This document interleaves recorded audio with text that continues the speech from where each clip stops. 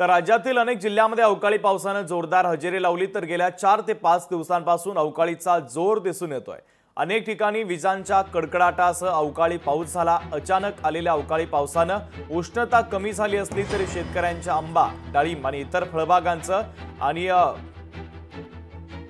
इतरही पिकांचं मोठं नुकसान झाल्याचं चित्र आहे। तर ही काही दृश्य आपण पाहतोय। धाराशिव, वाशिम, पालघर, रत्नागिरी, अमरावती, परभणी, बीड, सिंधुदुर्ग, पंढरपूर आणि सांगलीमध्ये हा मुसळधार पाऊस कोसळलेला आहे।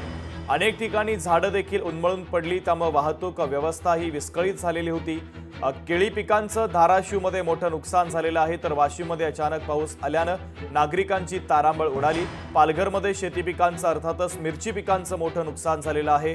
तर परभणी, बीड, सिंधुदुर्ग, पंढरपूर आणि सांगलीमध्ये विजांच्या कडकडाटासह सोसाट्याचा वारा आणि मुसळधार पाऊस कोसळलेला आहे।